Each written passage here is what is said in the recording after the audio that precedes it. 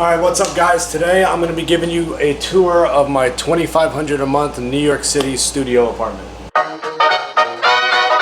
So a little bit of a backstory. I'm a commercial real estate broker. I work nationwide, but because it was at the tail end of lockdowns and the city was starting to open back up, rents were a little bit cheaper, so I figured, hey, it'd be fun to move to New York City, so I settled on this studio apartment. Location-wise, we are on the corner of 71st and 2nd Street. That is considered the Upper East Side in a neighborhood called Lennox Hill. It's a little bit quieter than downtown. Everyone for nightlife goes to East Village, West Village, Soho, Meatpacking District. Even though this is more uptown, there's still a lot of bars and restaurants in the area that are good. So for the video, I'm going to give you a tour of how I have this place set up, pros and cons of this particular apartment, and how this kind of lines up with other apartments in a similar price range in the city. So let's get to it. So starting off by the front entrance, as you walk in, I have over here on the right, shoe rack tucked behind this side table. And then over here on the left, I have a dresser with a bunch of my clothes and other stuff in. Above that, I have this painting. Shout out to Parsons Art School. I went to an art show with a friend that lives here in the city,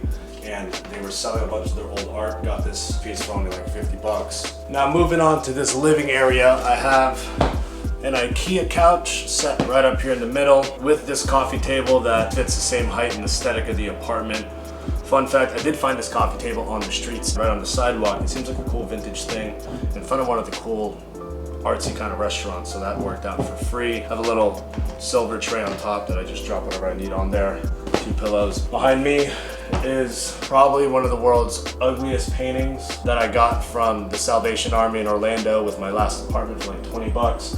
It's so ugly that I think it's became just a mainstay piece for any of my apartments from here on out. Curious to what it even is, so feel free to comment below whatever you think.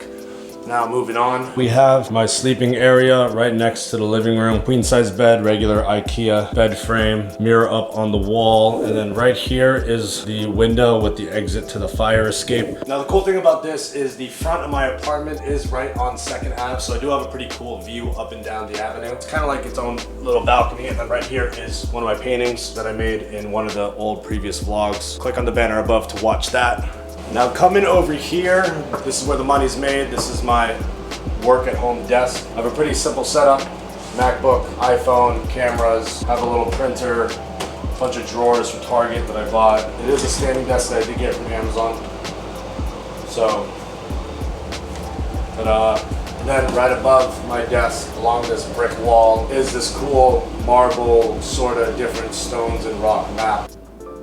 Now one thing pretty cool, this exposed brick wall and the fireplace. This building was constructed based off the public record in 1902, so this is the original exposed brick wall. This is a real fireplace. Now it's not actually usable and probably wouldn't be the safest thing to light a giant fire in this tiny little studio, but it is cool. It does fit the whole New York aesthetic. Painting right above, then I put little things on this shelf like candles and stuff, but right now they're not here. I do have a bar cart. I have been on a sober month for September, so it's a little bit empty. Now coming over here, we have the wall-mounted TV. It was a total pain in the ass to mount onto this brick wall. Under here, I keep a bunch of stuff like boxing equipment, and behind this is where I put my dirty clothes. Then I have this little stand with a record player, guard humidor, some signed footballs. So overall for the living space, it's actually a really comfortable space. I know being in New York City, this might seem tiny to people from other states, but this is actually relatively spacious for the money to actually be in Manhattan for around $2,000 to $2,500 a month. So moving on next, we do have the kitchen. Not a ton of counter space, but I do have a dishwasher. Believe it or not, this actually counts as luxury for some New York apartments, especially under $3,000 a month. We do have some storage space here where I keep food, a little bit of storage up there, microwave above the gas burners. And then over here on the right side is the closet. Good thing about this is that it's actually a 2-deck closet. There's a whole bar up there for me to hang more clothes if I had it. I do have a little overpacked here, and it goes all the way from wall to wall. Now last but not least, through this door, we do have the bathroom. Now it's not the most spacious of bathrooms, but for New York City, sink, there's at least enough room. Right through here is storage. I keep a bunch of towels, double sides. And then right here is the shower. This is sort of renovated. New shower head. I think it's I would say it's probably porcelain or marble.